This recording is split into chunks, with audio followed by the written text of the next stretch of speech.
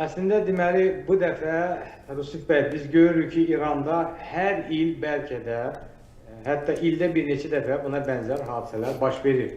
Amma bu dəfəki hadisələrin məxsusiyyəti ondan ibarətdir ki, əsasən Azərbaycan, yəni İrandakı Azərbaycanlılar yox, əsasən Fars və Kürdlər yaşadığı əyalətlər qalxıb, yəni İranın mərkəzi, Xorasan vilayəti, Məşhəd istiqaməti və s. Və bu bizə nəyi göstərir? Deməli, etiraz dalğası biz ənənəvi öyrəşmişdik ki, milli mücadilədə əsasən İrandakı Azərbaycan və Azərbaycanlılar qalxırdı.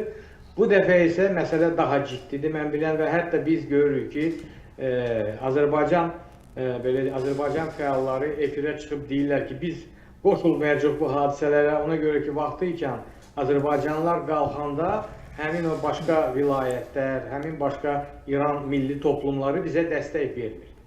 Deməli, siyasi baxımdan yenilik budur ki, ənənəvi olaraq Azərbaycanlılar yox, başqa etnik qruplar, belə deyək, bu hadisələrdə önə çəkiliblər. Ümumiyyətlə, Güney Azərbaycanın bu proseslərə qoşulmaq ehtimalını necə dəyərləndiririk? Bilirsinizmi, nə qədər də qəribə gəlsə, Pezeşkiyanın seçilməyindən sonra əslən də babaları bilirsiniz Urmiyadandır, Azərbaycanlıdır. Azərbaycanlılar üçün daha münbit şərait yaranıb. Zaten hakimiyyətdə çox idi Azərbaycanlılar, amma indi daha münbitdir şərait və bəlkə də ona görə də bu dəfə biz görürük ki, etiraz dalğası əsasən, istisnalar var sözsüz ki, əsasən Azərbaycanda deyil. Yəni İran Azərbaycanından gəlmir. O deməkdir ki, Azərbaycan belə deyək, məşəlli, türk məşəlli dövlət dayaqları gücləndirilib və Pezeşkiyanın yeritdiyi siyasət belə deyək, Azərbaycanda, İran Azərbaycanında dəstəklənir. Və heç də şübhə, belə deyək, maraqlı oldu ki, Pezeşkiyan bu baş verən hadisələrdə dəfələrlə dedi ki, xaricdəki amilləri axtarmayaq. Bu daxili iqtisadi problemdir və köhnə komandanı, belə deyək, hakimiyyətin içində köhnə komandanı, Sepaxa və Fars rejiminə belə deyək, daha yaxın komandanı hədəf etdi. Və görürsünüz, neçə dənə nazir, iqtisadiyyətə, maliyyəyə cavabdeh olan məmurlar işdən çıxardılar. Yəni, buna hətta biz İran daxili bir siyasi çəkişmə kimi də qiymətləndirə bilərik. Yeri gəlmişkən, misal üçün Güney Azərbaycanın bu proseslərə qoşulmamasını, misal üçün Güneyli soydaşlarımızdan da müxtəlif açıqlamalar eşitirik. Xüsusilə Rıza Şah Pəhləvinin adı ilə əlaqələndirilir ki, o Şahın oğlunun hakimiyyətə alternativ kimi ortaya atılması onları ciddi şəkildə haqlı olaraq hiddətləndirib. Bir mənalı, bilirsinizmi, ümumiyyətcə Azərbaycanlıların yaxşı söz vardır, zəhləsi gedir. Bir zərrə hörməti yoxdur Pəhləvi hakimiyyətinin.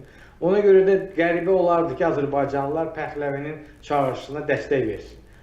Ona görə də elə Pəhləvinin çağırışına əsasən Fars, belə deyək, etnik qrupları və başqa qruplar dəstək verir.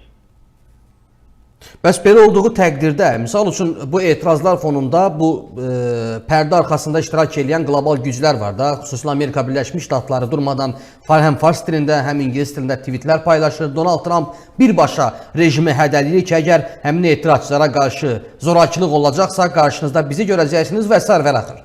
Belə olduğu təqdirdə, ümumiyyətlə bu rejim olmasa, növbəti İranı necə təsəvvür edirsiniz siz? Əslində, bilirsinizmi, bu dini rejim tam iflasa uğrayıb. Son 45 ildən çox bu rejimin əsas ideoloji xətti nə idi? Əsas ideoloji xətt dini İslam inqilabının yaxın şərqdə yayılması idi. Tək yaxın şərqdə yox, Qafqazda, Azərbaycanda, Əfqanistanda və s. İraqda və s. Və bu siyasət tam iflasa uğradı. Həmin bu siyasəti yeridən İran hakimiyyəti Suriyada da məqlub oldu, Livanda da məqlub oldu, İraqda da dayaqlarını itirir və görürük ki, Azərbaycanda da heç bir nüfuzu yoxdur. O baxımdan rejim dəyişməyi və yaxud rejimin ideologiyasını dəyişməyi qaçılmazdır. Sadəcə olaraq mən fikirləşirəm ki, tələsmək olmaz, nəyə görə? Hətta İranda rejim dəyişsə, dini rejim dəyişsə və İran dünyavi dövlət olsa, yəqin ki, bir neçə hissəyə parçalanacaq. və bu parçalanma baş versə, İran dünyavi dövlət olsa, bu bizim üçün bəzi təhdidlər var bu məsələdə. Həm sərhəd baxımından, həm də ki, Azərbaycanın regional və Avrasiyadakı əsas əhəmiyyəti nəqliyyat dəhlizi olmağımızdır. Ən mühüm nəqliyyat dəhlizi yuxarıda Rusiyadır, sanksiyalar altında, aşağıda İrandır, sanksiyalar altında. İranda rejim dəyişsə və dünyavi dövlətə bənzər bir dövlət qurulsa, deməli həmin dəhliz bizdən yox, İran ərazisindən və unutmayaq ki, İran neft, qaz ehtiyatına görə də dünyanın ən böyük ölkələrin sırasındadır. Yəni, bu məsələləri nəzərə alaraq, nə qədər də qəribə olmasa, indiki dönəmdə birmənalı olaraq İrandakı vəziyyətin dəyişməsini qarşılamaq olmaz. Yəni, biraz çətindir onu birmənalı şərh etməyə.